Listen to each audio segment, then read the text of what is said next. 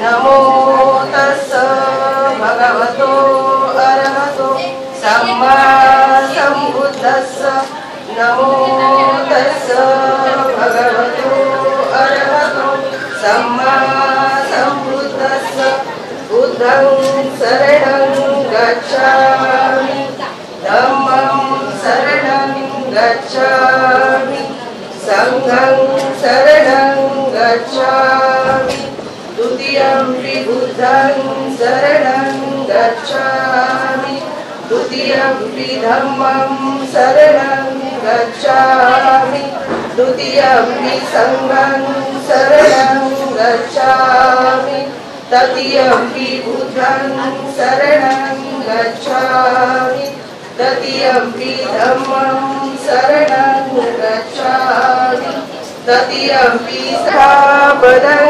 समादियामि कामेषु मिच्छाचारा विवादयामि मूसावादा वेरमणि सिक्खापदं समादियामि सुरामेरय मज्जपमादठान वेरमणि सिक्खापदं समादियामि साधु साधु साधु। धर्मनिरपेक्ष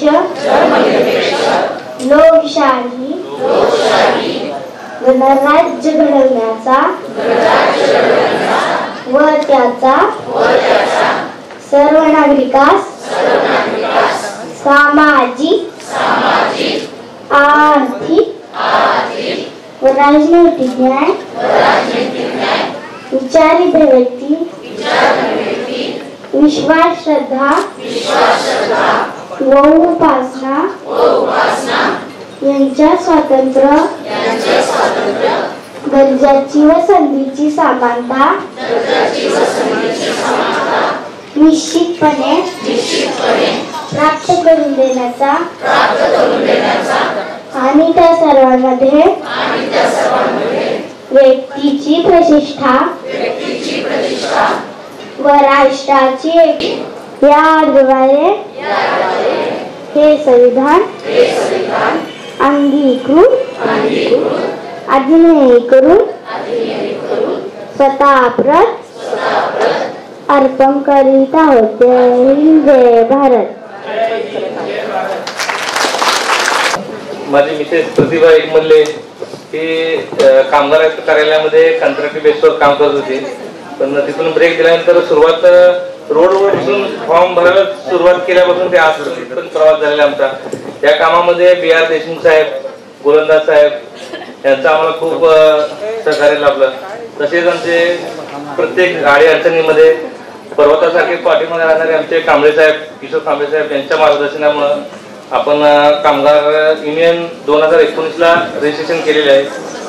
तर त्या माध्यमातून आपण छोट्यातून काम सुरुवात करून आज आपण एवढ्या मोठ्या तुमच्या सहकार्यामुळे सर्वांच्या आज आपण एवढा मोठा कार्यक्रम घेत आहोत। तरी सांगायचं तर आमच्या योगदानामध्ये हे सर्व बसलेले लोक स्टेजवरती राहू द्या किंवा तुम्ही सर्वांच्या सहकार्यामुळे आम्ही आज इथपर्यंत आलो आहोत। आम्हाला जेव्हा काही अडचण येईल तेव्हा मध्ये काय थोडं हे झालं होतं तर सिद्धार्थ गायकवाड साहेब यांचं आम्हाला, सिद्धार्थ जाधव सरांचं आम्हाला खूप सहकार्य झालं। सीता सावंत मामा असतील, भरतकुमार मोरे, आमचे साहेबांना तेकेळी, गणेश गुड्डू, आता काय सर्वांचे नाव घेतलं पण तुम्ही सर्वजण आमच्यासाठी स्पेशलच आहात। अशा माध्यमातून आपण काम सुरू केलेलं आहे आणि विशेष यामध्ये आमच्या कुटुंबाचा खूप मोठा आम्हाला सहकार्य लाभल्यामुळं म्हणजे आमचा छोटा मुलगा 6 महिन्याचा असल्यापासून आमच्या आईकडे, आमच्या भाऊजाईकडे असत होता। आमची मिसेस 100 रुपयासाठी काम करत होती प्रणिती शिंदेकर, पण तेही दिवस गेले आणि आज तुमच्या आशीर्वादामुळे आम्ही आज इथं आहेत। आणि आमचा स्वभाव कसा आहे तुम्हाला सर्वांना माहित आहे। तर कांबळे साहेबांचं सहकार्य आम्हाला खूप आहे। आता प्रत्येकाचं काय नाव मला घेता येणार नाही। तर आमचे चंद्रगावचे धर्मराज कोळे असतील, असे बरेच लोक आहेत की त्या लोकांमुळे आम्ही जास्त विश्वासाने काम करतो आणि लोकांचाही तुमचा सर्वांचा आमच्यावर विश्वास आहे। तर सर्वांचे आभार मानतो आणि पुढच्या कार्यक्रमाला ताई सुरुवात करावी असं मी बोलतो।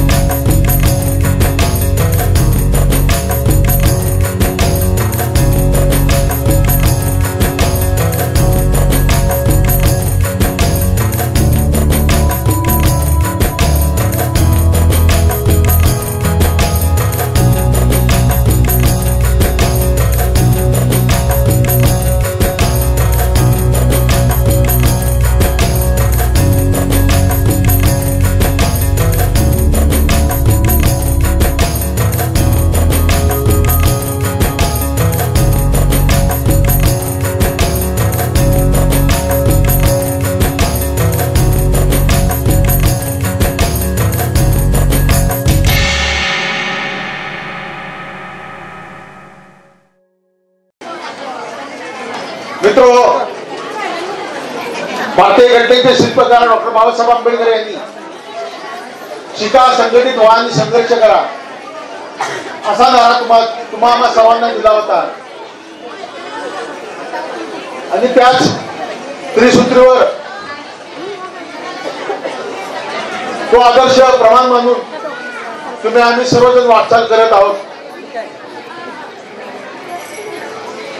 हा एक एकीकडे समाजातला हा एक चित्र असले तरी दुसरीकडे अजून सुद्धा मोठ्या प्रमाणात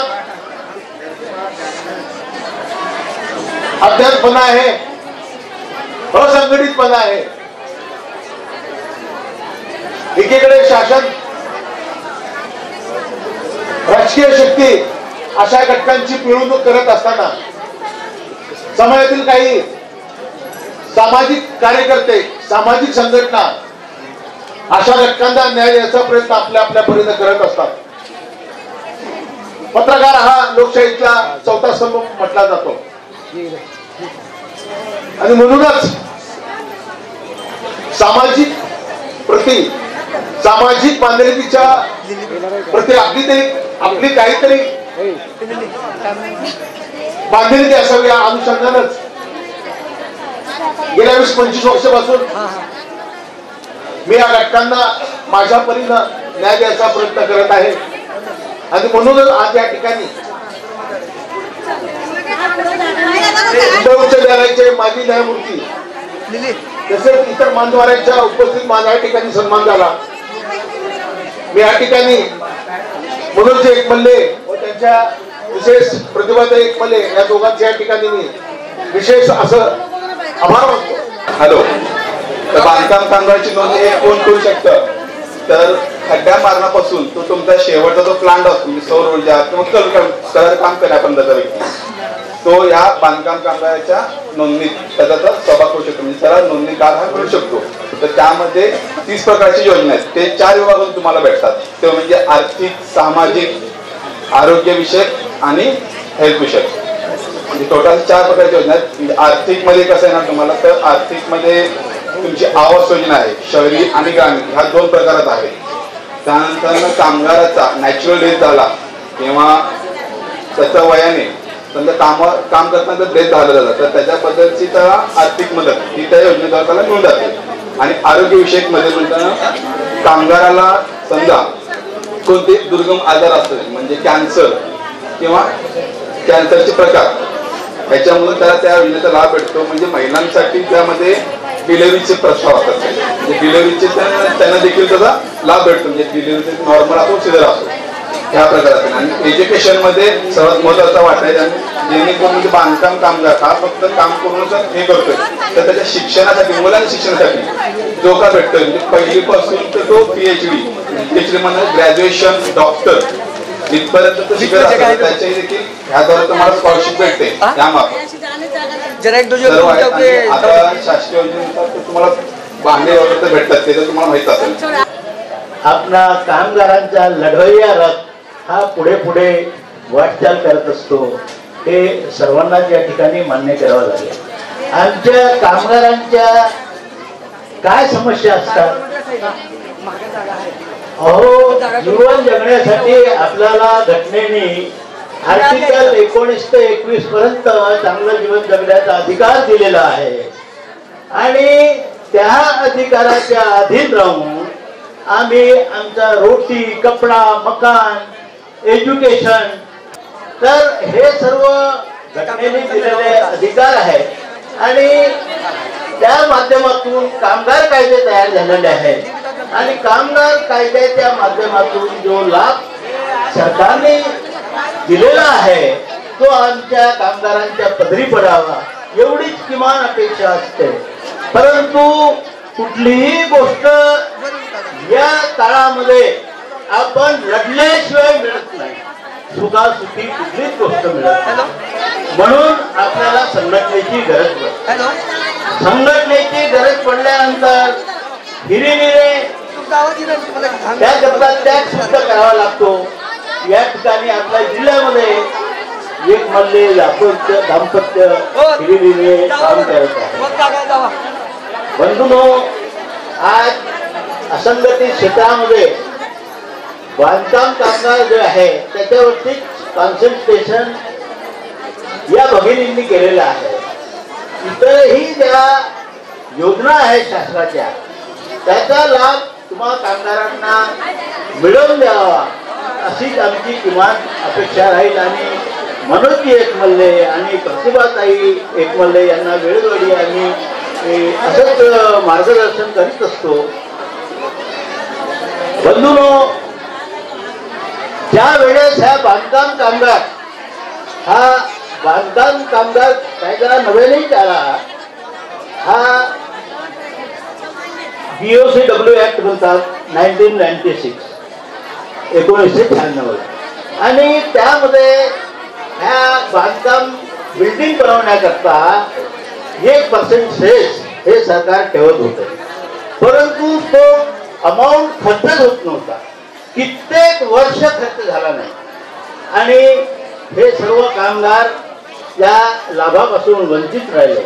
त्यानंतर बऱ्याचशा युनियननी, आमच्या सुद्धा युनियननी सरकारला निवेदने दिली आणि त्या निवेदनातून जे त्यावेळेस आपले मुन्नाभाऊ यादव म्हणून ह्या बांधकाम मंडळाचे जे अध्यक्ष होते त्यावेळेस ते आमच्या निवारण क्षेत्रामध्ये असतात आणि माझा त्यांना चांगला परिचय आहे. तर मी त्यांना म्हटलं की भाऊ, हे तुम्ही बांधकाम मध्ये असणारे कामगार जे आहे यांच्याकरता सरकार हा लाभ देत असतो. परंतु जसं बिल्डिंग बनवण्याकरता पेंटिंगची गरज असते, ज्या फर्निचर बनवण्याकरता त्या कारागिराची गरज असते, ह्या सर्व गोष्टीचा अंतर्भूत या ठिकाणी व्हावा. इलेक्ट्रिकल सुद्धा, आपला नळ फिटिंग, प्लंबरिंग, तर हे सर्व कामगारांचा समावेश झाला पाहिजे. आणि हे जे वंचित आहेत त्यांना त्याचा लाभ मिळाला पाहिजे. त्यावेळेस त्यांनी ती बाजू सरकारच्या पुढे, कारण त्यांना त्यावेळेस उपमुख्यमंत्री आपला उपमंत्र्याचा राज्यमंत्री आपला मंत्र्याचा दर्जा होता. तर त्या माध्यमातून त्यांनी त्याचा पाठपुरावा केला. संघटनाचंही पाठबळ मिळालं त्यांना आणि शेवटी याची फलनिष्पत्ती सर्वच कामगारांना बांधकामामध्ये, बिल्डिंगमध्ये जे कोणी ज्यांचा हातभार लावतात त्यांना सर्व लाभ मिळत आहे. आणि मिळत आहे म्हणजे हे आपण दक्ष राहून त्याकरता स्पिरिटने प्रयत्न करतो म्हणूनच मिळत आहे. एका प्रसंगी बाबासाहेबांनी म्हटलेलं वाक्य आहे की मी तुमच्यासारखाच एक माणूस आहे, माझ्यापासून तुम्हाला जी काही मदत पाहिजे आहे ती मी द्यायला तयार आहे. तुम्हाला तुमच्या आजच्या वाईट स्थितीतून मुक्त करण्याचे मी ठरविले आहे. माझ्यासाठी मी काहीच करीत नाही, तुम्हाला कर्तबगार बनवता येईल इतके कसोटीचे प्रयत्न मात्र मी करीत राहणार. आणि तुम्ही आपल्या परिस्थितीची जाणीव करून घ्या व मी जो मार्ग दाखविला तो अनुसरा, म्हणजे तुमचे हित, तुमचे कर्तबगार आल्याशिवाय राहणार नाही. हे खंड क्रमांक 18 भाग 1 आणि पृष्ठ क्रमांक 481 मध्ये बाबासाहेबांनी नमूद केलेलं आहे. तर बंधूंनो, आपण त्यांना आदर्श ठेवून आपण जर हिरिरीने प्रामाणिकपणे कार्य केले. आमचे कांबळे साहेब नेहमी सांगत असतात की मुंगी जशी तिला जमते तेवढं ओझं उचलते, परंतु ती त्यापासून बाजूला सरत नाही. जेवढी ताकद तेवढे करते. तेवढंच जर कार्य आपण सर्वांनी हातभार लावून आपण केलं तर त्याचं मोठं स्वरूप होऊन सर्वांना, या वंचितांना लाभ मिळण्यास हे सहाय्यक होऊ शकते अशी माझी धारणा आहे. बंधूंनो, कामगार क्षेत्रामध्ये आता जे जवळपास 40 कायदे होते, तर त्या 28 कायद्याचे जे आपला विचार करून शासनाने त्याच्या 4 विभागात वर्गीकरण केलेलं आहे. ते 4 विभाग कोणते?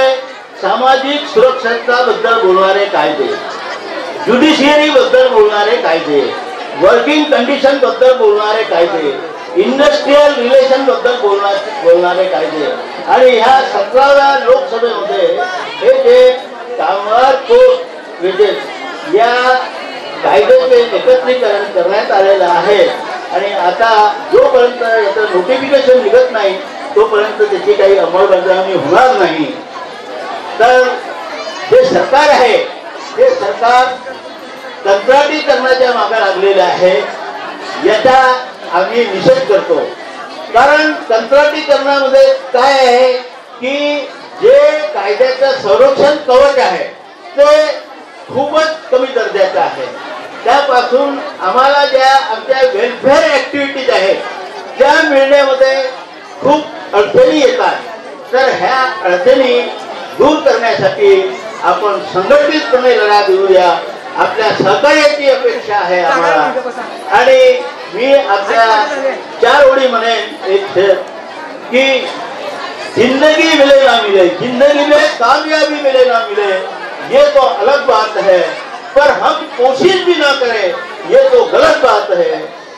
जिंदगी जख्मों से भरी है, जिंदगी जख्मों से भरी है, उसे वक्त का मरहम लगाना सीख लो.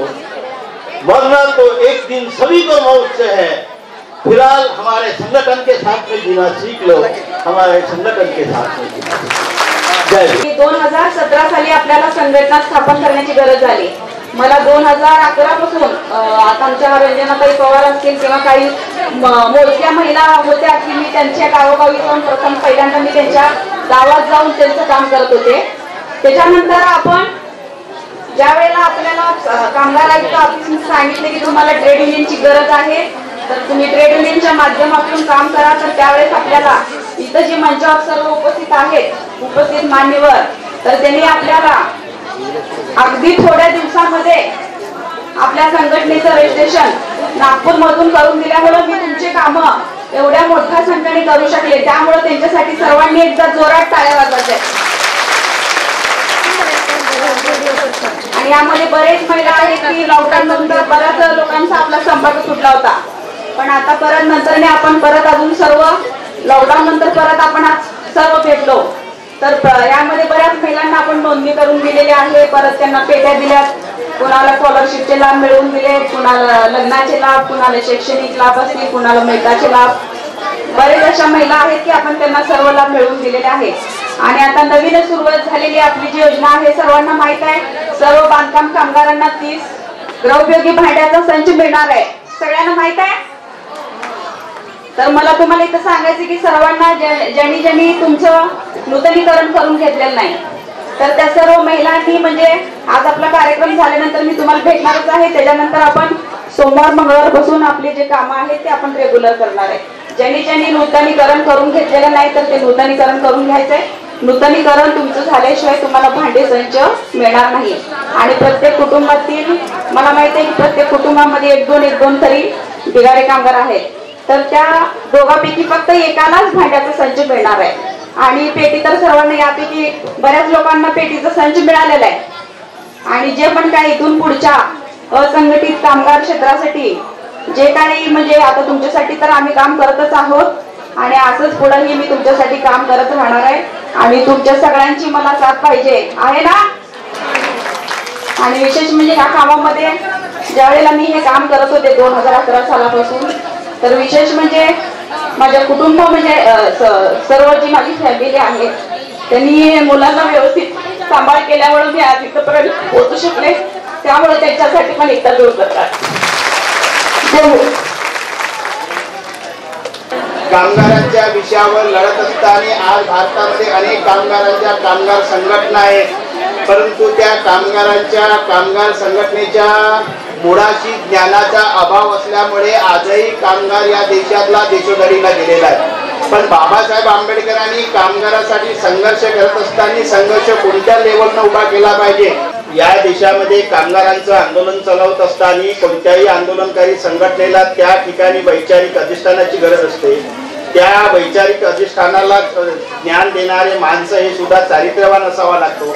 आणि जोपर्यंत माणसं चांगले नसतात तोपर्यंत त्या संघटनेचं जे आउटकम असते किंवा निष्कर्ष असते ते अजिबात आपल्याला प्राप्त होत नसते. आणि आपण पाहतो सध्या भारताच्या भारतामध्ये केवळ तुमच्या गडचिरोलीतच असो की संपूर्ण भारतामध्ये जेव्हा बघतो तेव्हा आपलं आयुष्यभर आपण राबराब राबतो आणि आपल्या हातामध्ये कुठल्याही प्रकारचा काही बेनिफिट मिळत नाही आणि आपण जेव्हा आयुष्याची गोडाबेरीज करतो तेव्हा आपल्या हातामध्ये मग आपल्याच नशिबाला आपण दोष देत असतो की माझं संपूर्ण आयुष्य उद्धार केलं पण मी माझ्या कुटुंबासाठी उद्धार केलो नाही, मी माझ्या कुटुंबासाठी काही केलो नाही. म्हणून मी तुम्हाला सांगितलं पहिल्यांदा की बाबासाहेब आंबेडकर या कामगारांच्या बद्दल प्रश्न जगाच्या वेशीवर मांडत असताना बाबासाहेब आंबेडकरांनी कोणत्या लेवलनं संघर्ष उभा केला, या संघटनेची तुम्हाला गरज का पडली, याच्या पहिले काही संघटना नाही आहेत का? आहेत.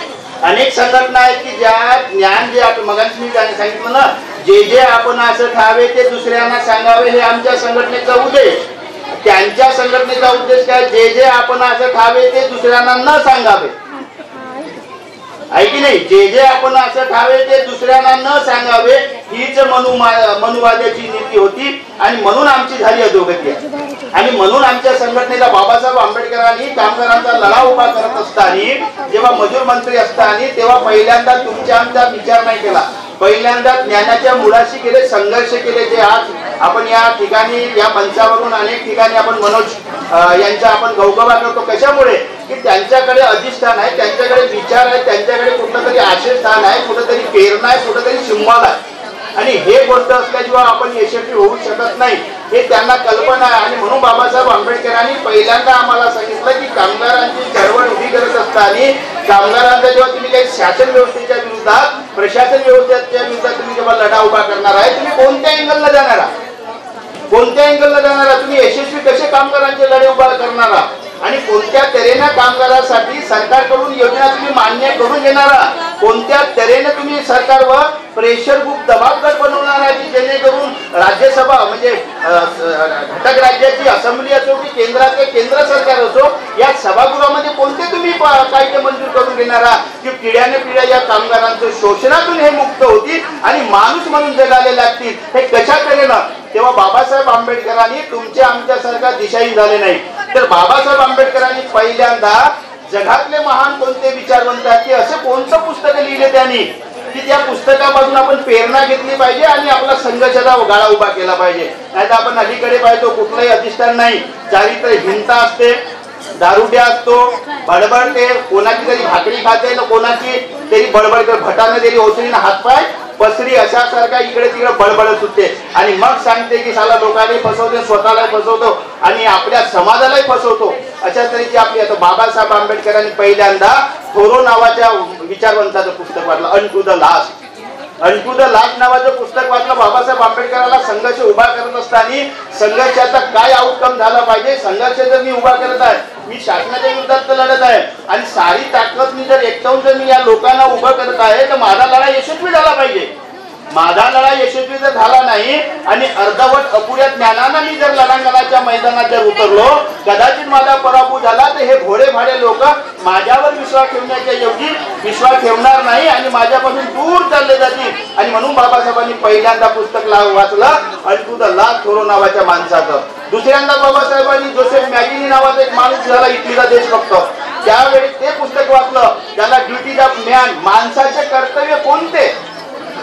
मग तो असेंब्लीतला आमदार असो की पार्लमेंटचा MP असो, खासदार असो, हा सुद्धा माणूस आहे, पण तो आपले कर्तव्य विसरल्यामुळे तो शोषणा म्हणजे लेबर लोकांचं एक्सप्लोटेशन करायला लागलेला आहे. आणि म्हणून बाबासाहेब आंबेडकरांनी त्या मॅगिनीचं पुस्तक वाचलं, ड्युटी ऑफ मॅन, माणसाचं कर्तव्य कोणतं, हे पुस्तक वाचलं. नंतर बाबासाहेब आंबेडकरांनी प्लेटोचं पुस्तक वाचलं, डेथ ऑफ सॉक्रेटिस.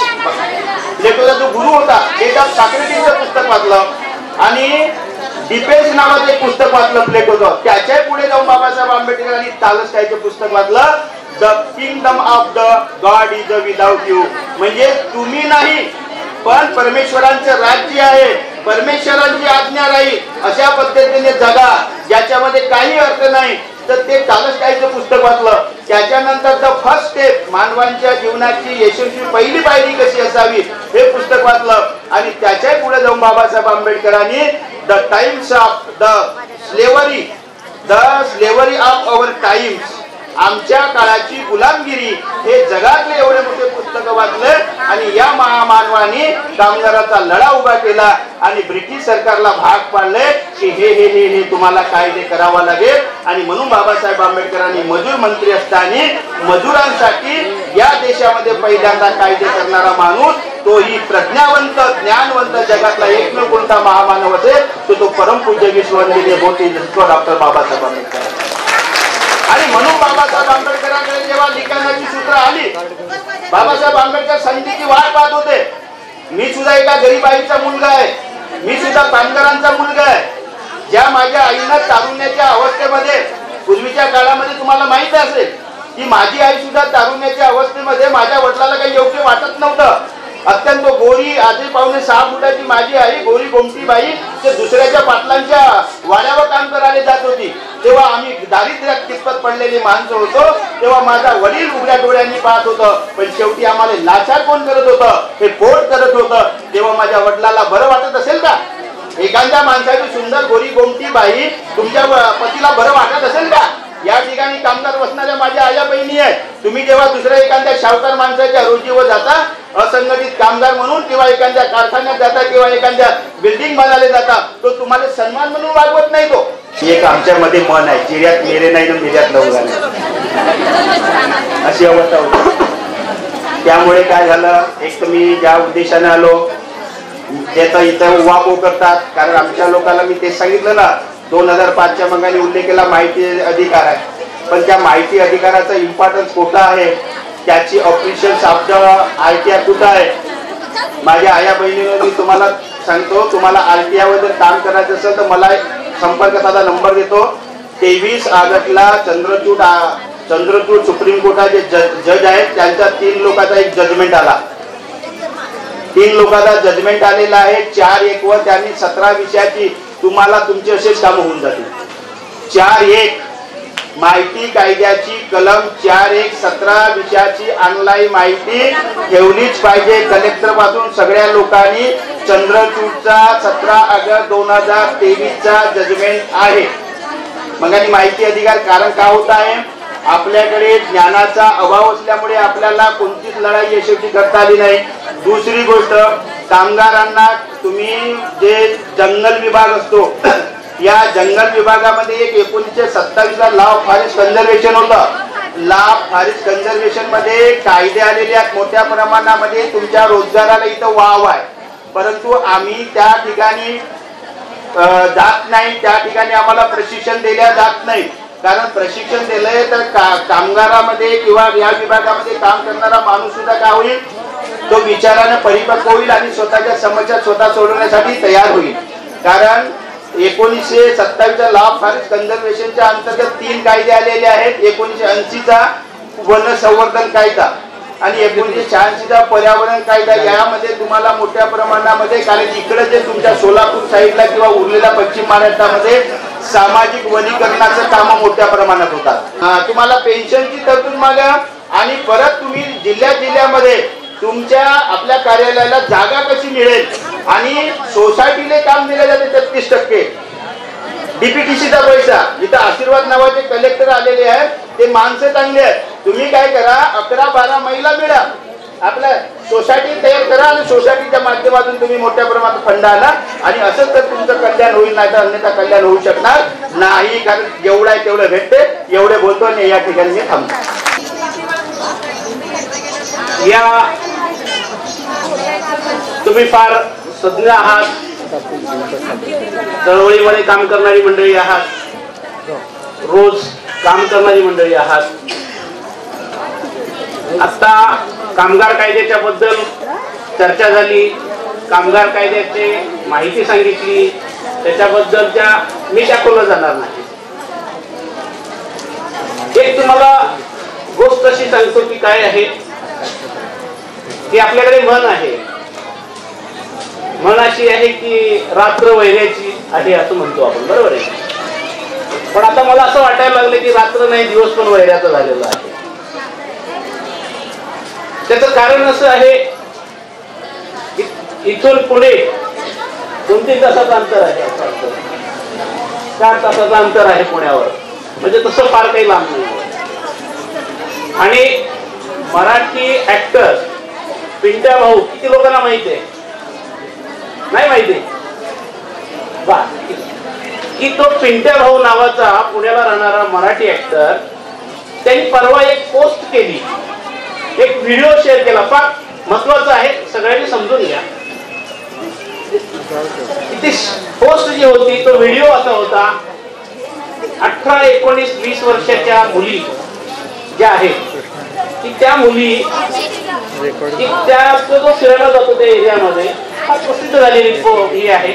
तर त्या मुली पहाटे तुम्हाला ड्रग्स घेतलेल्या त्या मुली तिथे आढळल्या. आता ह्या मुलीला विचारलं की तू काय करतेस बाई, कुठली आहे? तर ती एक म्हणाली की मी लॉ कॉलेजला शिकते, एक म्हणाली की मी कामाला आहे कंपनीमध्ये. पण तलाट झालेल्या पोरी की त्यांना बेभान झाले, त्यांना काय माहितच नाही कुठं. की प्रश्न असा आहे की त्याने ड्रग्स घ्यावा का नाही, मी त्या वादात जाणार नाही.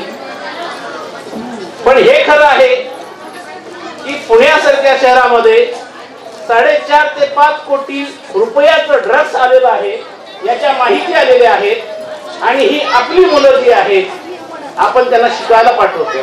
सोलापूर पुणे फार अंतर नाहीये, लक्षात घ्या.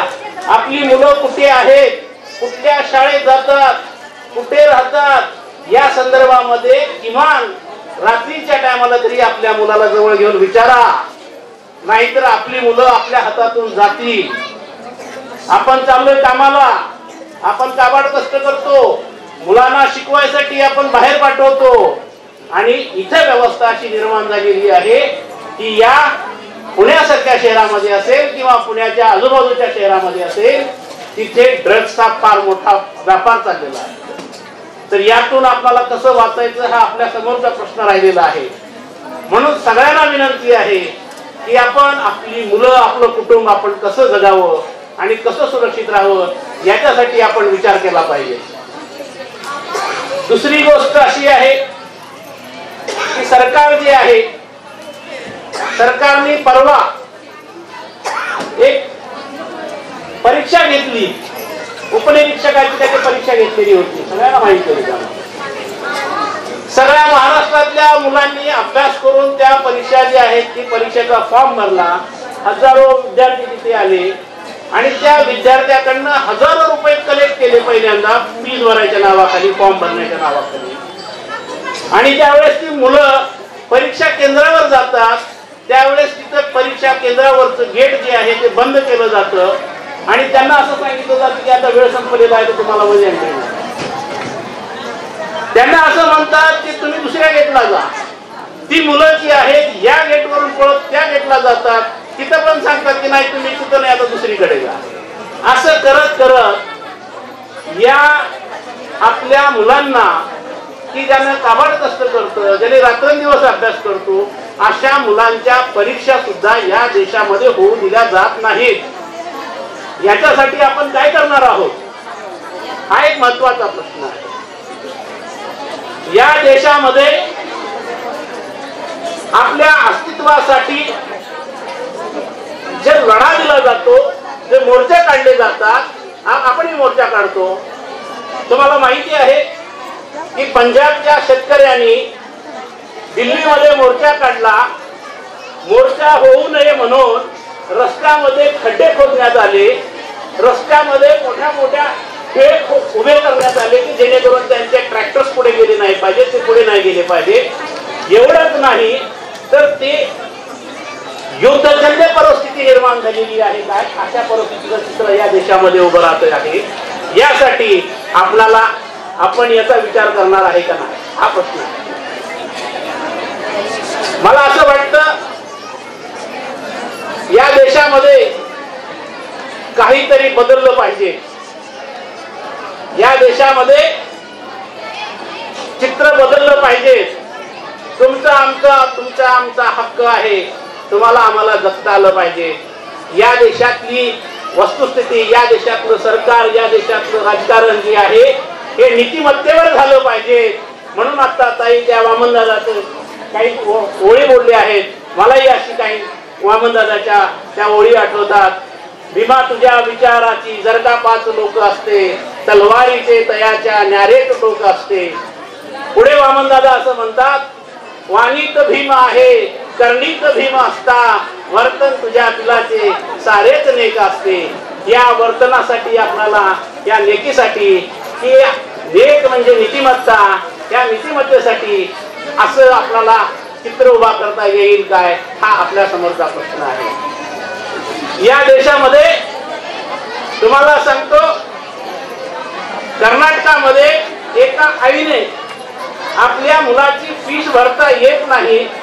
तिला कोणीतरी सांगितलं की माणूस मेल्याच्या नंतर माणसाला पैसे मिळतात, माणसाच्या वारसाला पैसे मिळतात, आणि तिच्याकडे फीस भरायला पैसे नव्हते, म्हणून त्या आईनं स्वतःचा जीव गाडीखाली दिला. अशी परिस्थिती या देशामध्ये निर्माण झालेली आहे. आम्हाला साधं शिक्षण पण या देशामध्ये घेता येत नाही. या देशामध्ये बोलण्याचा अधिकार आपल्याला राहिलेला नाही. या देशामध्ये जगण्याचा अधिकार राहिलेला नाही. या भारतीय संविधानाने दिलेल्या ज्या मूलभूत अधिकार आहे, तो अधिकार आपल्या हातातून हिरावून घेत चाललेला आहे असं मला वाटतं. सोलापूर शहरामध्ये प्रधानमंत्री आवास योजनेअंतर्गत एकूण 2464 घरांचा गृह प्रकल्प विमानतळाच्या पाठीमागे मजरेवाडी या एरियामध्ये आम्ही सध्या आमचं काम सुरू आहे. तर त्याच प्रकल्पाची तुम्हाला माहिती सांगण्यासाठी मी इथं उपस्थित आहे. प्रधानमंत्री आवास योजनेअंतर्गत सुरू असलेल्या घरा प्रकल्पाची माहिती अशी की टोटल 2464 घरकुल आम्ही सध्या बांधत आहोत. येत्या 3 वर्षामध्ये डिसेंबर 2027 पर्यंत या घरकुलचं काम पूर्ण होणार आहे. सध्या स्थिती आम्ही एकूण 30 बिल्डिंग पैकी आतापर्यंत 8 बिल्डिंगचं काम पूर्ण केलेलं आहे व सध्या आम्ही या प्रकल्पासाठी बुकिंग सुरू केली आहे. तर घराची किंमत एकत्रित या घराची किंमत एकूण 12 लाख रुपये आहे. त्यापैकी प्रधानमंत्री आवास योजनेअंतर्गत तुम्हाला शासनाकडून केंद्र व राज्य शासन यांच्याकडून एकूण 2.5 लाख रुपये अनुदान याच्यामध्ये माफ होणार आहे. व दुसरा असं की जे काही बांधकाम कामगार वर्ग आहे त्या बांधकाम कामगार लोकांना आणखीन यामध्ये 2 लाख रुपये कमी होणार आहे. म्हणजे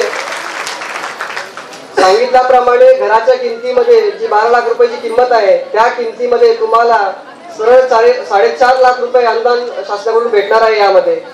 त्यानंतर जी रक्कम उरलेली असणार आहे 7.5 लाख रुपये, ती रक्कम त्या लाभार्थ्याने स्वतः भरून आमच्याकडून तो 1 BHK फ्लॅट, सुंदर असा 1 BHK फ्लॅट तो घेऊ शकतो. भारतीय घटनेचे शिल्पकार बोधिसत्व डॉक्टर बाबासाहेब आंबेडकर, भारताचे पहिले मजूर मंत्री, कामगाराचे नेते डॉक्टर बाबासाहेब आंबेडकरांनी आपली कामगार चळवळ या भारतामध्ये जे सुरू केली, त्या अशा महापुरुषांना अगोदर या कामगार मेळाव्यानिमित्त मी त्यांना अभिवादन करतो. आज भारतामध्ये कामगारांची संख्या किती आहे? जसं स्त्री आणि पुरुषाची संख्या 51% असली तरी महिलांची संख्या 49% आहे. म्हणजे 50-50%. आणि 50-50% असल्यानंतरही महिलांचा त्याच्यामध्ये सहभाग किती आहे? शासनामध्ये त्यांचं प्रतिनिधित्व किती आहे? प्रशासनामध्ये प्रतिनिधित्व किती आहे? आणि हे भेटत नाही म्हणून महिलांचा रिझर्वेशनचा मुद्दा लोकसभेमध्ये आलेला आहे ना. आता मराठ्यांचाही मुद्दा लोकसभेत आलेला आहे, ओबीसीचाही आलेला आहे. फक्त रिझर्वेशन SC-ST साठीच होतं पहिले. बाबासाहेबांनी सगळी तरतूद करून ठेवलेली होती. तर आता रिझर्वेशन घेणारा महाराष्ट्रामध्ये लोकसंख्या 72% झालेली आहे. म्हणजे बहुसंख्य लोक हे रिझर्वेशनच्या याच्यामध्ये आलेले आहेत 72%. आणि एवढा मोठा समूह आल्यानंतर या 72% शासन आणि प्रशासनामध्ये किती प्रतिनिधित्व आहे? सगळे कामगाराचे लीडर हे कोण आहेत? आता कोणी जाती धर्माचं नाव आम्हाला घ्यायचं नाही, परंतु जे 15% लोक आहेत ते आमचे लीडर आहेत. कोणाचे? बहुसंख्य लोकांचे. जे आता कागदपत्रावर आलं 72% आरक्षणामध्ये येणारी जमात, त्यांचं नेतृत्व कोण करते? जे आरक्षणात नाहीत ते, हे आपल्याला समजून घ्यायचं आहे. आणि म्हणून ते राहुल गांधी नेहमी म्हणतात की केंद्रामध्ये 90 सचिव आहेत, कॅबिनेट सचिव, 90 ओबीसीचे सचिव आहेत, त्याच्यामध्ये 90 सेक्रेटरी आहेत, त्याच्यामध्ये 3च ओबीसीचे बहुजनाचे सेक्रेटरी आहेत. हे आपल्यावर शासन करतात. आमचं दुःख आम्हालाच माहित आहे ना, बाईचं दुःख बाईलाच माहित आहे. म्हणून आमचं प्रतिनिधित्व तिथं असलं पाहिजे आणि हे प्रतिनिधित्व आपल्याला मिळवण्यासाठी आपल्या मनात जनजागृती झाली पाहिजे आणि हाच रिपब्लिकनचा अर्थ आहे. बाबासाहेबांनी जेव्हा स्वतंत्र मजदूर पक्ष म्हणजे मजुरांचा राष्ट्रीय पक्ष पॉलिटिकल पक्ष स्थापन केला होता डॉक्टर बाबासाहेब आंबेडकरांनी 1936 साली. हा मजूर पक्षच त्यांनी स्थापन का केला होता? कारण की भारतामध्ये 50% लोक हे मजूर होते. त्यावेळेस तर मजूर जास्त होते. शिक्षणाचं प्रमाण फक्त 5% होतं. आता शिक्षणाचं लिटरसी प्रमाण हे 70% झालेलं आहे. आणि जो मगाशी सरांनी सांगितलं ऍडव्होकेट डुबे साहेबांनी की हे असंघटित कामगार जे आहे, बांधकाम कामगार आहे, ते बांधकाम कामगार म्हणजे विटभट्टी आणि चुना जोडी सिमेंट जोडणारेच नाही, तर या बिल्डिंग साठी जे जे उपयोगी पडतात, इलेक्ट्रिशियन आहे, वेल्डर आहे, फिटर आहे, पेंटर आहे, हे सगळे कामगार 21 प्रकारचे कामगार हे बांधकाम क्षेत्रामध्ये मोडतात आणि यांची संख्या हे 47% आहे. आणि जे पहिले संघटित होते ते आता असंघटित व्हायला लागलेले आहेत. कारण की या मौजूदा सरकारने, मी जाहीरपणे सांगतो, हे बीजेपी सरकारने जे संघटित क्षेत्र होतं त्याला असंघटित केलेलं आहे आणि आता फक्त 5% पगारावर आहेत आणि पेन्शन होल्डर आहेत, बाकीचे सगळे असंघटित आहेत. मग या असंघटित लोकांचं भवितव्य काय आहे? रिटायर झाला तर त्याला पेन्शन भेटते. 60 वर्षाचा आमचा कामगार झाला त्याला काय भेटणार? तर आता या सरकारने 2,000 रुपये पेन्शन जाहीर केलं, ते सगळ्यांनाच भेटते. आजकाल 2,000 रुपयात काय होते? 500ची नोट घेऊन बाजारात गेलं ते एका वेळचा भाजीपाला येते आणि गॅसचं सिलेंडर 1200 रुपयाला भेटते. म्हणून जे सरकारने सिलेंडर फुकट दिलेलं होतं ते सिलेंडर आता कोणी भरत नाही, अशी परिस्थिती झालेली आहे. बाबासाहेब म्हणतात की भारतीय संविधान किती चांगलं असलं परंतु त्याचं इम्प्लिमेंट करणारे, त्याचे राबवणारे लोक कोण आहेत? ते राबवणाऱ्या लोकांवर ते अवलंबून असते. आता बांधकाम कामगारांसाठी जे काही सवलती आता दिलेल्या आहेत ते 1996चा कायदा झाला. त्या 1996च्या कायद्यापासून हे सरकार 1% टॅक्स हे बिल्डर कडून किंवा आम्ही जे बांधकाम करतो त्याच्याकडून घेते आणि हा 1% घेऊन आतापर्यंत तो पैसा या कामगाराच्या कल्याणासाठी खर्च करायला पाहिजे नव्हता, तो केला नव्हता. काँग्रेसच्या सरकारमध्ये जेव्हा युनियननी हा आवाज उठवला त्यावेळेस त्यांनी ही योजना बनवली आणि कामगाराच्या आता जे काही योजना दिसतात त्या सगळ्या काँग्रेसच्या जमान्यामध्ये आलेल्या आहेत. पण त्यांनी योजना बनवल्या तर या सरकारने इम्प्लिमेंट करायचं आहे. आता इम्प्लिमेंट करायचं असेल तर ते आपोआप करत नाही, तर त्या इम्प्लिमेंट करण्यासाठी मनाची इच्छा पाहिजे आणि ते करत नाही. म्हणून आमच्या सारख्या संघटना ते करून घेण्यासाठी धडपड करतात आणि तुम्हाला सांगतात की तुम्ही नोंदणी करा. आता प्रतिभाताईंनी सांगितलं की तुम्ही तुमचं नूतनीकरण पण करून घ्या, ते लोक करत नाही. तर ही जी बहुजन असंघटित कामगार आघाडी आहे ही आपल्या संरक्षणासाठी, कामगाराचा हक्क, कामगाराची सुरक्षा हा आमचं स्लोगन आहे. तुमची सुरक्षा झाली पाहिजे, नाहीच एवढं तर तुम्हाला तुमचे हक्क मिळाले पाहिजे. खूप प्रकारचे हक्क आहेत पण ते हक्क तुमच्यापर्यंत पोहोचत नाही आणि आमचे युनियनचे प्रतिनिधी ते प्रशासनाकडे गेलं एखादा फॉर्म घेऊन तर ते करत नाही आणि करतात तर मोठ्या मुश्किलनी 100 फॉर्म दिल्यानंतर 10 फॉर्म करतात आणि बाकीचे फॉर्म करत नाही आणि ते मग फेरफाटे आम्हाला मारावं लागतात. तर अशा प्रकारची ही परिस्थिती इथं निर्माण झालेली आहे. जे मगाशी सांगितल्याप्रमाणे आमचे डॉक्टर नामदेव खोब्रागडे यांनी सांगितल्याप्रमाणे प्रशासन, कलेक्टर, लेबर कमिशनर हे सगळे आमचे सेवक आहेत. आमच्या टॅक्सवर आम्ही जो जीएसटी देतो त्या टॅक्सवर हे पगार घेतात. म्हणजे आमच्या खिशातल्या पैशातून त्यांचा पगार होतो आणि ते आमचे नोकर आहेत, आम्ही त्यांचे नोकर नाही. आणि म्हणून त्यांची नीतिमत्ता राहिली पाहिजे आणि जे प्रशासनाने कायदे बनवलेले आहेत त्या कायद्याची अंमलबजावणी त्यांनी केली पाहिजे. आणि याचा जाब विचारण्याची आमची ताकद आहे, तो आमचा हक्क आहे, तो आम्ही राबवला पाहिजे. म्हणून माहितीचा अधिकार आणि हे ट्रेड युनियन या माध्यमातून आपण त्यांची कानउघाडी करू शकतो. आणि हे करण्यासाठी त्या युनियनच्या पदाधिकाऱ्याकडे तुमची मदत,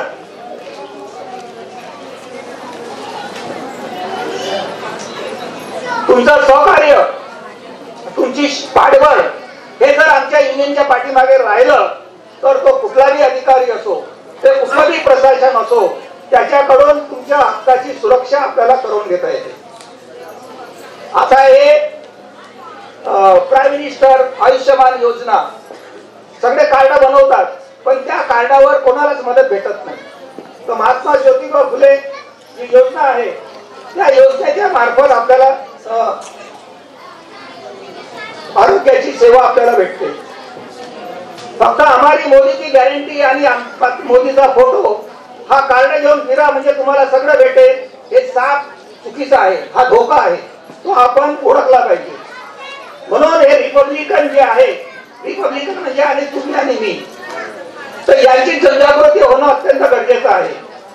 आणि हा आवाज प्रशासनाच्या आणि शासनाच्या, प्रशासन म्हणजे कलेक्टर असतात, कमिशनर असतात, हे जे प्रशासन करतात, ब्युरोक्रॅट्स आहेत, आणि जे सरकार आहे ते सरकार जे राजकीय लोक असतात त्या राजकीय लोकांच्या डायरेक्शननी प्रशासन लोक काम करत असतात. तर आपल्याला या दोघांनाही आपली ताकद दाखवून देण्याची गरज आहे. इलेक्शन आला म्हणजे आम्ही ज्या ज्या पार्टीला वोट देतो ते देतोच आपण, त्याचं आम्ही असं म्हणत नाही की याला देऊ नका त्याला देऊ नका, पण हे एक वोट आणि एक माणूस हे शक्ती फार मोठी आहे. आणि याचा जनजागृती आपल्याला झाली पाहिजे. कामगाराचे हक्क आम्हाला मिळाले पाहिजे आणि आपली सुरक्षा या माध्यमातून झाली पाहिजे. आपल्याला माहित आहे की आपला मजूर जर बँकेत लोन घ्यायला गेला तर त्याला बँकवाला लोन देत नाही. शेतकऱ्यांना विमा योजना आहे, शेतकऱ्यांना बँक कर्ज देत नाही, है ना. आतापर्यंत महाराष्ट्रामध्ये 4248 शेतकऱ्यांनी आत्महत्या केलेली आहे. 4248 शेतकऱ्यांनी आत्महत्या केलेली आहे. हे कशासाठी केलेली आहे? निसर्गाचा मारा त्याच्यावर पडलेला आहे, खोटे बियाणे त्याला मिळालेले आहे, पीक उत्पन्न झालेलं नाही आहे, आणि बँकेचं कर्ज आहे, प्रायव्हेट सावकाराचा कर्ज आहे, तो परतफेड करू शकत नाही. मोठ्या मोठ्या लीडर उद्योगपतीचे सरकार लाखो करोडो रुपये माफ करतो, पण शेतकऱ्याचं कर्ज माफ करत नाही. तर हे जे सरकार आहे हे पुंजीवादी लोकांचं सरकार आहे, हे मजुराचं सरकार नाही आहे, हे गोरगरिबांचं सरकार नाही आहे. कारण की हे जे गोरगरीब आहेत हे किती आहेत? आता मोदी सरकार म्हणते 80 करोड लोकांना मी फुकट अन्नधान्य देतो. 80 करोड लोकांना, तुमच्यापैकी बऱ्याच लोकांना गहू तांदूळ फुकट मिळत असेल, तर जे गरिबी रेषेखाली आहेत ते 80 करोड लोक आहेत. म्हणजे भारताचे 70% लोक हे गरिबी रेषाखाली आहेत. आणि मोदी साहेब सांगतात की भारताची आर्थिक परिस्थिती ही देशाच्या 5व्या नंबर, जगात 5व्या नंबरवर आहे. तर हे त्यांच्या शब्दामध्ये विषमता आपल्याला दिसते. तर या गोरगरिबांना जेव्हा 80 करोड 70% हे लोक जे गरीब आहेत त्या गरीबासाठी कल्याण योजना करण्याची अत्यंत गरज आहे. त्यांना KG to PG पर्यंत फुकट शिक्षण भेटलं पाहिजे. तर शिक्षणाकडे सरकारचा लक्ष नाही आहे.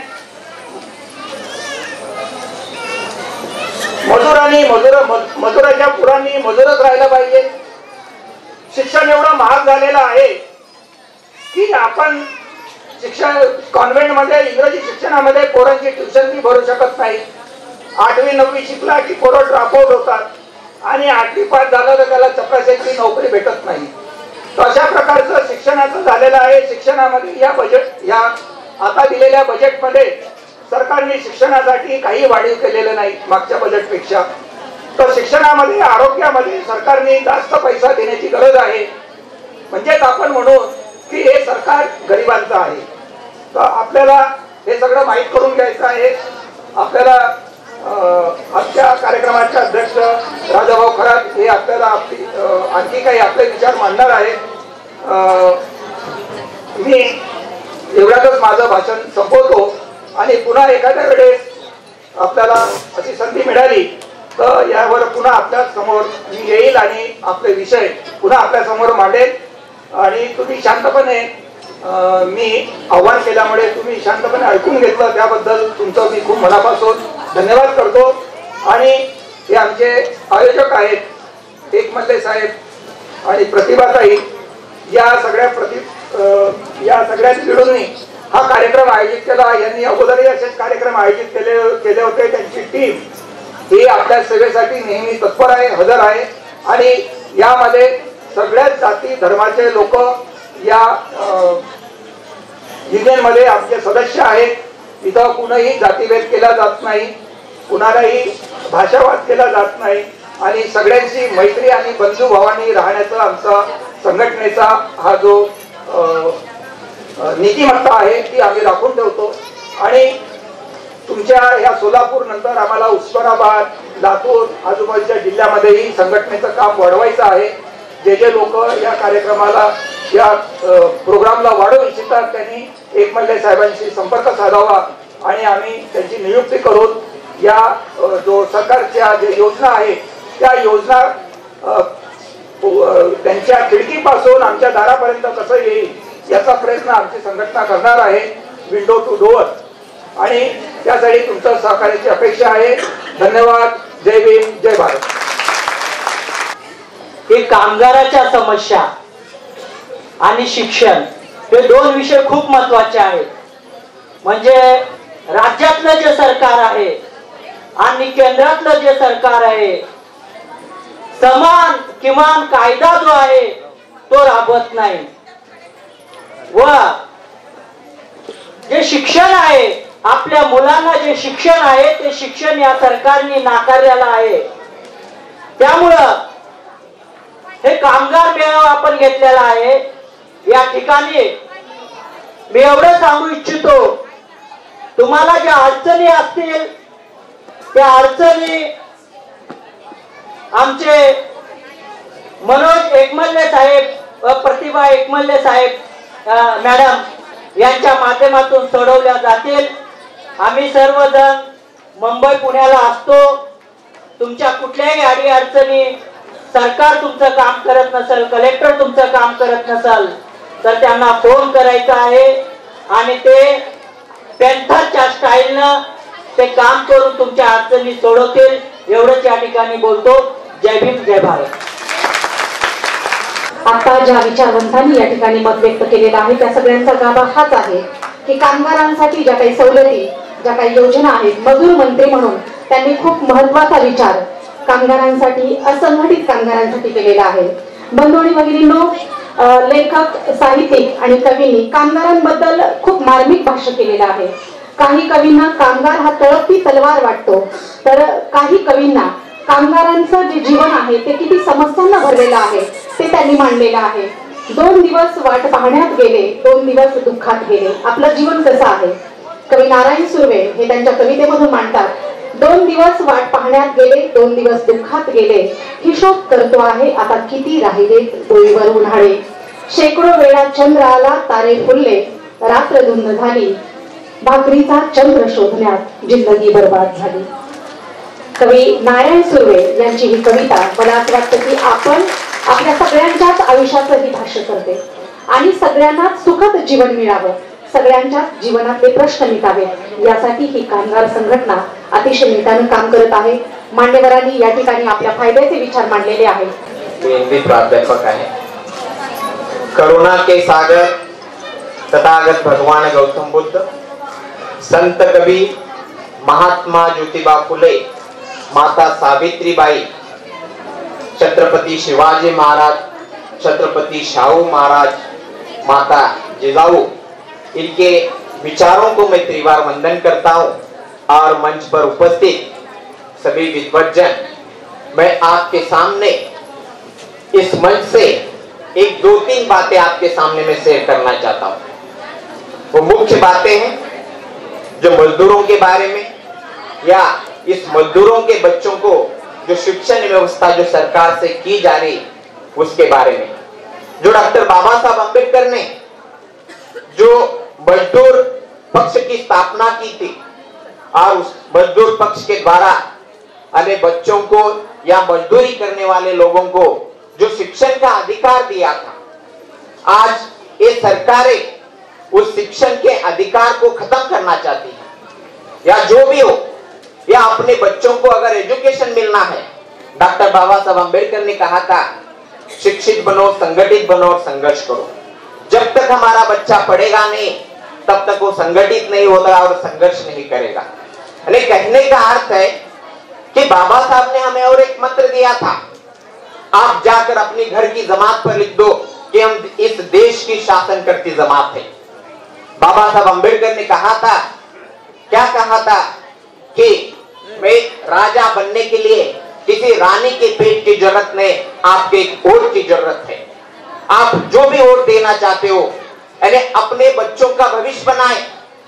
जो ऐसी सरकारें हो जो अपने बच्चों को एजुकेशन दे, हर जाति धर्म का बच्चा पढ़ाई करे, और जहां पर हम देख सकते कि आज सरकारें पूरा प्राइवेटाइजेशन कर रही है। और जो गरीब का बच्चा है जो स्कूल में अपनी फीस तक नहीं भर सकता है, और जहां पर या जो भी हमें आज कामगार मजदूर की योजना, जहां पर इसके सामने अनेक सारे लोगों ने जो अनेक सारी बातें बताई, और यहाँ पर जो 2 शब्द मुझे बोलने का मौका दिया, और इन संगठना को मैं धन्यवाद देना चाहता हूँ। जय भीम, जय भारत, जय महाराष्ट्र। ज्ञात अज्ञात सर्व महात्म्यांना वंदन। आणि इथे जमलेल्या सोलापूरच्या माता भगिनींनो, मित्रांनो,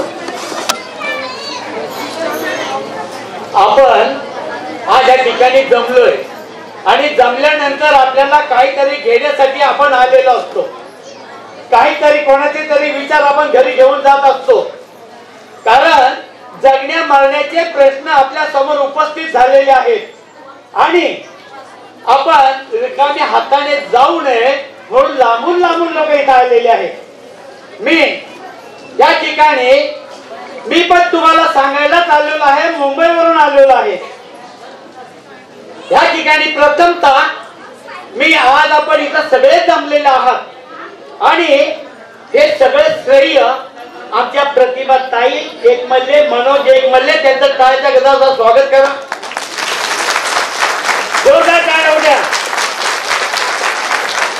एक घोषणा द्यायची, आपण घोषणा द्यायची आहे, नारी शक्ती जिंदाबाद, जिंदाबाद, जिंदाबाद, नारी शक्ती जिंदाबाद, जोरात, नारी शक्ती जिंदाबाद, अजून जोरात पाहिजे होता।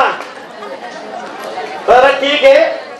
डॉक्टर बाबासाहेब आंबेडकरांची चळवळ ही स्त्रियांनी पुढे नेली आणि यशस्वी केली। खरं तर हे सगळं मांडायला पाहिजे होतं। मोदी सरकारने 4 कामगार कायदे आणले आणि जे 400 कायदे होते ते रद्द केले आणि ते कायदे जे रद्द केलेले आहेत त्याच्यामध्ये तुम्ही जर 20 एखाद्या कंपनीमध्ये 20 लोक जर काम करत असाल, 5 भगिनी काम करत असतील, त्यावेळेला तुमच्यावरच्या मालकाने जर अन्याय केला, नोकरीवर काढून टाकलं, तर तुम्हाला कोर्टामध्ये दाद मागता येत होती।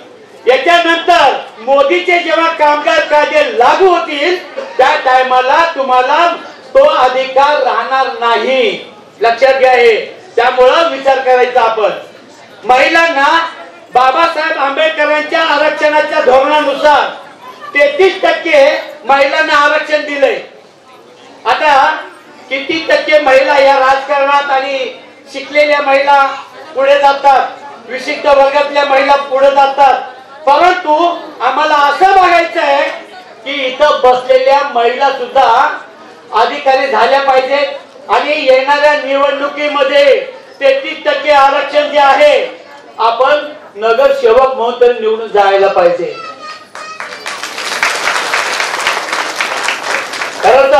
बोलण्यासारखं खूप आहे. कामगार कायदे बाबासाहेबांनी तुम्हाला इथं या सगळ्या वक्त्यांनी हे मांडायला पाहिजे होतं की बाबासाहेबांनी महिलांसाठी किती कामगारांसाठी चांगले कायदे केलेले. महिलांना बाळंतपणाची रजा डॉक्टर बाबासाहेब आंबेडकरांनी चालू केली. प्रत्येक कामगाराला 12 तासाची ड्युटी होती. बाबासाहेब आंबेडकरांनी 8 तास ड्युटी तयार केली, फक्त 8 तास. अनेक कामगार कायदे केले बाबासाहेबांनी आपल्यासाठी. जी पेन्शन योजना आहे ती सुद्धा बाबासाहेब आंबेडकरांनी आपल्यासाठी चालू केलेली आहे.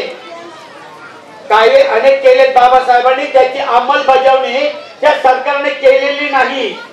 आणि माझं असं मत आहे, इथं बिडी कामगार खूप आहेत, बांधकाम मजूर खूप आहेत. सरकारच्या योजना ह्या सगळ्या कागदावर असतात, परंतु त्याची अंमलबजावणी मात्र होत नाही. माझं असं मत आहे की बिडी कामगार आशा सेविकाही असतील, त्या आशा सेविकांना काय मानधन होतं? 1,500 रुपये, 2,000 रुपये. अरे 2,000 रुपयाच्या मुख्यमंत्र्याचा एक टायमाचा चहाचा नाश्त्याचा खर्च 2-2 लाख रुपये होतो. त्या माझ्या माय बहिणींनी 2,000 आपलं घर कसं चालवायचं हो? यांना लाज नाही वाटत? एवढी बेशरम लोक आहेत की आजही त्या आशा सेविका आझाद मैदान मध्ये रात्रंदिवस आंदोलन करतायत. बिडी कामगारांना सुद्धा माझं असं प्रत्येक वेळेला मी सगळीकडे मांडत असतो, आमच्याकडे बिडी कामगार बरेच मोठ्या प्रमाणावर, की बिडी कामगारांना सुद्धा पेन्शन योजना लागू झाली पाहिजे असं माझं मत आहे. बांधकाम काम करणारी जी आमची मंडळी आहेत, वय झाल्यानंतर ते लवकर थकलेले असतात, कष्ट केलेले असतात आणि या कष्टाचं फलित ते लवकर म्हातारे होतात. हात पाय थकतात, मुले बांधकाम मजूरच करतात. अशा या बांधकाम मजुराला सुद्धा पेन्शन सरकारने चालू केली पाहिजे. दुसरं जाता जाता एवढं मी सांगेन की मी पुन्हा तुमच्यामध्ये येईल. मी फडणवीस बोलत नाही, पुन्हा येईल. तुम्ही बोलवल्यावर येईल. पण आपल्याला साधक बाधक चर्चा करायला पाहिजे. कारण बाबासाहेबांनी जे कामगार कायदे आणि गोरगरिबांसाठी अन्न वस्त्र निवारा बाबासाहेबांनी सांगितलंय, सरकार त्याची अंमलबजावणी करत नाही. केली पाहिजे की नाही? केली पाहिजे ना? बिडी कामगारांना पेन्शन मिळाली पाहिजे. आपण त्यासाठी आग्रही असलं पाहिजे आणि कंत्राटीकरण बंद झालं पाहिजे. प्रतिभाताई, कंत्राटीकरण बंद जर झालं तर इथल्या प्रत्येक महिलेला मोठा रोजगार मिळू शकतोय. आणि जाता जाता मी एवढंच सांगेन की येणाऱ्या काळामध्ये डॉक्टर बाबासाहेब आंबेडकरांनी आपल्याला पेन्शन चालू केली, बाळंतपणाची रजा चालू केली, 8 तासाची ड्युटी चालू केली. एवढंच नव्हे तर आपल्याला प्रॉव्हिडंट फंड सुद्धा मिळावं बाबासाहेबांनी चालू केलंय. आणि हे सरकार जे आता विद्यमान सरकार आहे, कोणी काही बोलो, परंतु त्यांनी हे सगळं बंद करण्याचं काम चालू केलेलं आहे. तुमचं आरक्षण, या देशाचा प्रधानमंत्री बोलतो आरक्षण बंद झालं पाहिजे. अरे का बाबा, इथं आमची गोरगरीब जनता आहे, ज्यांना जर आरक्षण पाहिजे असेल, ज्यांना जी गरज आहे त्यांना ते मिळायला पाहिजे की नको? आरक्षण मिळायला पाहिजे, महिलांना आरक्षण मिळायला पाहिजे. मोदी सांगते बंद करा, आहे की नाही? शेतकरी महिला आंदोलन करतात, इकडे सांगतात बेटी बचाओ बेटी पढाओ. आणि ज्या महिलांनी कुस्तीपटूंनी भारत देशाचं नाव 7 समुद्र पलीकडे नेलं, त्या महिलांनी आंदोलन केलं. आपल्या काहीतरी शोषण होतंय म्हणून, शोषण होतंय त्या महिलांचं. त्या महिलांनी आंदोलन केलं तर मोदीच्या सरकारने त्यांना फरफटत गाडीत, पोलिसांच्या गाडीत फरफटत नेलं, जेलमध्ये टाकलं. मला असं वाटतंय की आपण महिलांनी जागृत झालं पाहिजे. आणि खूप वाईट गोष्टी घडतायत. विशेषतः तुम्हाला एक सांगतो, जर बाबासाहेबांनी हे संविधान जर दिलं नसतं तर आज आपली अवस्था एक विचित्र पद्धतीने राहिली असती. कारण पूर्वीचे कायदे असे होते की आपला शिक्षणाचा अधिकार नव्हता. बाबासाहेबांनी हे शिक्षणाचे अधिकार दिले. त्यासाठी सावित्रीमाईने संघर्ष केला. सावित्रीमाईने सेनाचे गोळे खाल्ले. तिच्या अंगावर शेत फेकलं गेलं तरी तिने शिक्षण हे का सोडले नाही. आणि आज आमच्या मुली शिक्षण घेत आहेत आणि सरकार काय सांगतंय शाळा आता कंत्राटी चालू होणार. आपल्या मुली कलेक्टर झाल्याच पाहिजे की नको? झाले पाहिजे का आपल्या मुली कलेक्टर? आणि मोदी सांगतात बंद झालं पाहिजे सगळं. आज आमची मुलं कलेक्टर झाली पाहिजेत, मामलेदार झाली पाहिजेत, मुली आमच्या शिकल्या पाहिजेत. आणि हे सरकार आमच्या शाळा बंद करतं गोरगरिबांच्या शाळा जर बंद झाल्या शाळेत कशा जाणार? 62,000 शाळा या सरकारने बंद केल्यात. आणि येणाऱ्या काळामध्ये आपण जरा सावध राहिलं पाहिजे की हे सरकार जर परत सत्तेवर आलं सगळ्यांचं आरक्षण बंद करल. पण पहिलं त्यांचं टार्गेट असणार आहे महिलांचं आरक्षण पहिलं बंद करतील. त्यांची मानसिकता आहे. ज्या 14व्या शतकामध्ये महिलांची परिस्थिती होती त्या परिस्थितीत ते त्यांना नेऊ पाहतात.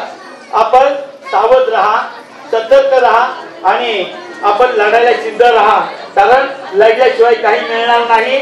आणि येणाऱ्या काळामध्ये जर आपण हॉस्पिटलला गेलो त्या सगळ्या सरकारच्या आरोग्याची योजना आहेत ना सगळ्या बकवास आहेत. अरे माझा एक कार्यकर्ता आहे, कॅन्सर झाला, हॉस्पिटलला नेला, अजिबात त्याच्याकडे दुर्लक्ष केलं आणि त्याला उपचार नाकारले गेले. आणि माझा कार्यकर्ता गेला, पैसे नव्हते त्याच्याकडं. हे सरकार गरिबांना मारतंय. कालच आमचा एक सहकारी आम्ही केएमच्या हॉस्पिटलमध्ये त्याला यायच्या काला म्हणून घेऊन गेलो. तिथे त्याला 4 तास बाहेर ठेवलं. एकही डॉक्टर फिरकला नाही, कोणी आलं नाही. आम्ही नाइलाजाने आम्ही सगळ्यांनी त्याला प्रायव्हेट हॉस्पिटल मध्ये नेलं आणि तो जगला. सरकारच्या ज्या योजना या फसवणूक आहे. आणि आरोग्याच्या योजना सरकारला वाटतंय सगळे लोक मेली तर चालतील.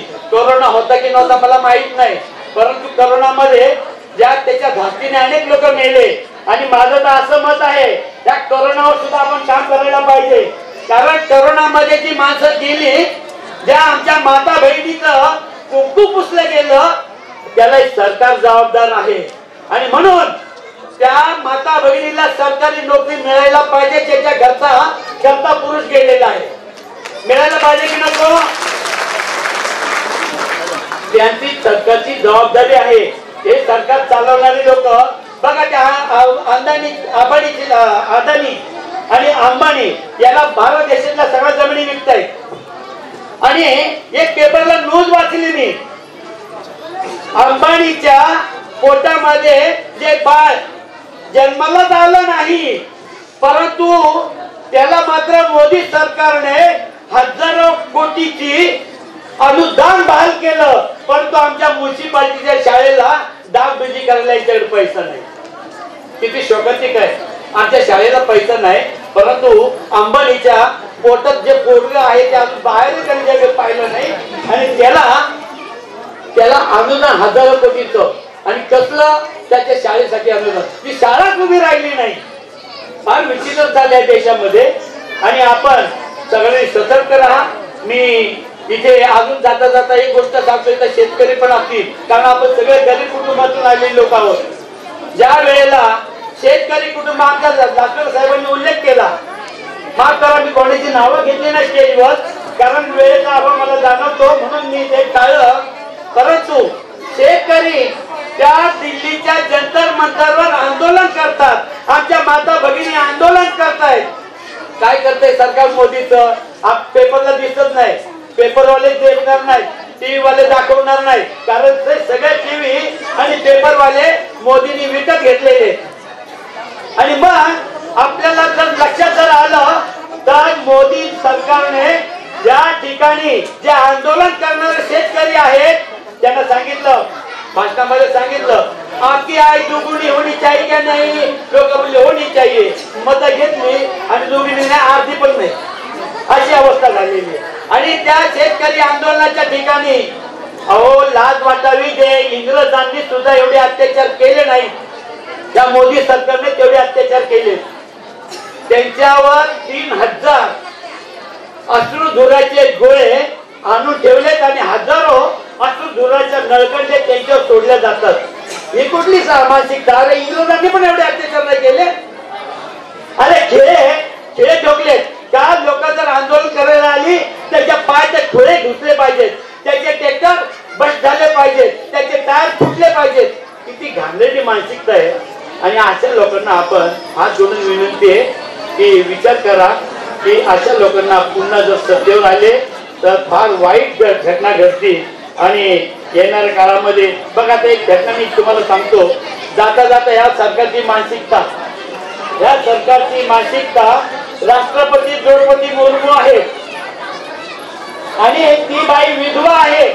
आणि विधवा बाई असल्यामुळं त्यांना संसदेच्या उद्घाटनाला बोलवलं नाही. अशा घाणेरड्या विचारसरणीच्या लोकांना आपण पुन्हा सत्ता देऊ नका. एवढं बोलतो. जय भीम, जय बुद्ध, जय भारत. महिलांसाठी आणि कामगारांसाठी जे कायदे केलेले आहेत त्याबद्दलचं भाष्य करून आता सरकारची किती गळचेपी भूमिका आहे याबद्दलचं परखड मत आपण मांडलेलं आहे. धन्यवाद. येळेगाव, अकोले, मंद्रुक इतर सर्वच भागातून सर्व महिला इथं म्हणजे माझ्या फक्त एका फोनवर सर्व महिला इथं उपस्थित राहिलेल्या आहेत आणि व्यासपीठावरील सर्व उपस्थितांचे पण मी आभार मानते. आपल्याला मार्गदर्शन करण्यासाठी इथं अमरावती, यवतमाळ, वर्धा, मुंबई, गडचिरोली, नागपूर, लातूर, मुंबई इथून अनेक ठिकाणावरून ते सर्वजण तुमच्या मार्गदर्शनासाठी आलेले आहेत. तसेच माझ्या सर्व क्षेत्रात काम करणाऱ्या सामाजिक असो किंवा राजकीय असो, भीम आर्मी, विशेष म्हणजे शिंदे महिला, सर्व भगिनी समाज, इतर सर्वच माझ्या महिला भगिनी, माझ्या मैत्रिणींनो, तुम्ही पण मला या कार्यक्रमातून माझ्या कार्यक्रमाची शोभा वाढवली. तसेच माझ्या सोबत दररोज काम करणाऱ्या आमच्या शर्मा मॅडम असतील, जगदाळे मॅडम, आमच्या कंदलगावच्या सीमा उडानशिवे मॅडम, त्यांनी पण CRP मधून बचत गटासाठी भरपूर आपल्या सर्वच मागासवर्गीय महिलांसाठी काम करतात. आपलं सर्व म्हणजे कंदलगाव मध्ये सर्व जे बचत गटाच्या माध्यमातून त्यांचं बरंच काम चालू आहे. तसेच नान्नजवरून रिजवाना शेख, आता मला म्हणजे जेवढं सुचते तेवढ्यांची मी सर्वांची त्यांना नावं देते. आमचे कंदलगावचे धर्मा कोळी असतील, म्हणजे सर्व त्यांची टीम इथं सर्व उपस्थित राहिल्यामुळे मी सर्व मान्यवर उपस्थितांचे इथं मनापासून बहुजन असंघटित कामगार आघाडी संघ तसेच रिपब्लिकन पार्टी आघाडीच्या वतीने मनापासून तुमचे आभार मानते. कार्यक्रम संपला असं जाहीर करते. जय भीम, जय संविधान.